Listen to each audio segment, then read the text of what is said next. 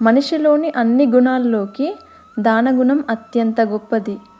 ఎందుకంటే ఒక మనిషి తన సుఖాన్ని, సంతోషాలను, నిద్రాహారాలను మానుకొని ఎంతో కష్టపడి సంపాదించిన ధనాన్ని కానీ, సంపదలను కానీ ఊరికే ఇతరులకు దానం ఇవ్వడం అంటే అది అంత సాధారణమైన విషయం కాదు.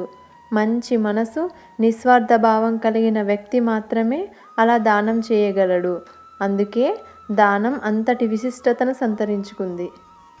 ఒకసారి ధర్మరాజు తాను నిత్యం చేస్తున్నటువంటి దాన ధర్మాలతో, రాజ్య పాలనతో వచ్చిన కీర్తి ప్రతిష్టల వల్ల కాస్తంత గర్వాన్ని పొందటాన్ని గమనించిన శ్రీకృష్ణుడు ఒకరోజు తన బావ అయినటువంటి ధర్మరాజుని వెంటబెట్టుకొని సూతల లోకానికి వెళ్తాడు. అక్కడ స్వర్గం కంటే కూడా అద్భుతంగా ఉన్న ఆ లోకమంతా తిరిగి తిరిగి అలసిపోయిన ధర్మరాజుకి దాహం వేస్తుంది. అక్కడే తనకి దగ్గరలో ఉన్న ఓ ఇంటికి వెళ్ళి దాహం వేస్తుంది, తాగడానికి నీళ్లు కావాలి అని అడుగుతాడు. ఆ ఇంటి ఇల్లాలు ఓ బంగారు చెంబులో నీరు తెచ్చి ధర్మరాజుకి ఇస్తుంది. నీళ్లు తాగిన తర్వాత బంగారు చెంబుని వెనక్కి ఇవ్వబోతుండగా ఆ ఇల్లాలు దీనిని గమనించి ధర్మరాజుకి నమస్కరించి, ఇక్కడ ఎవరికైనా ఏదైనా ఇస్తే తిరిగి తీసుకోరు అనడంతో ధర్మరాజు ఆశ్చర్యపోయాడు. చాలా నిరాడంబరంగా అటువైపుగా వచ్చిన బలిచక్రవర్తి శ్రీకృష్ణుడిని చూసి నమస్కరించడంతో శ్రీకృష్ణుడు కూడా తిరిగి నమస్కరించి తన బావ అయిన ధర్మరాజుని బలిచక్రవర్తికి పరిచయం చేస్తాడు. శ్రీకృష్ణుడు ధర్మరాజు గురించి బలిచక్రవర్తికి ఇలా చెప్తాడు.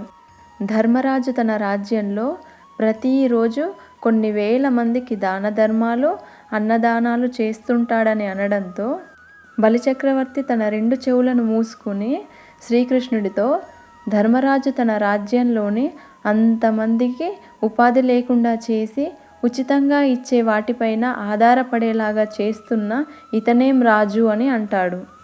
ఈ మాటలు విన్న ధర్మరాజు తాను ప్రజలకు ఉచితంగా ఇచ్చే వాటితో ఆ రోజు మాత్రమే బాగుంటుంది అని, మంచి ఉపాధి కల్పిస్తే వారికి జీవితాంతం ఏ లోటు ఉండదని గ్రహించిన ధర్మరాజు అప్పటి నుండి తన రాజ్యంలో దాన ధర్మాలను తగ్గించి ప్రజలకు ఉపాధిని పెంచడం మొదలు పెడతాడు. ఈ విధంగా శ్రీకృష్ణుడు ధర్మరాజులో వచ్చిన కాస్తంత గర్వాన్ని కూడా తగ్గించేస్తాడు. ఏ కాలంలోనైనా సరే ఉచితంగా వచ్చేదానికి విలువ ఉండదు ఎప్పటికైనా. దానం అనేది అత్యంత గొప్పదే, కానీ అపాత్ర దానం మాత్రం చేయకూడదు. అంటే మనం చేసే దానం తీసుకునే వ్యక్తికి అత్యంత అవసరమై అతనికి ఉపయోగపడేలాగా మాత్రమే ఉండాలి. అంతేకాని అతడిని సోమరులుగా మార్చకూడదు. జై శ్రీకృష్ణ.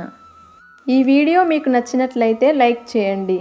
మీ ఫ్రెండ్స్ అండ్ రిలేటివ్స్తో షేర్ చేయండి. ఇలాంటి మరిన్ని వీడియోస్ కోసం సుమక్క 369 ఛానల్ని సబ్స్క్రైబ్ చేసుకోండి. Thank you for watching.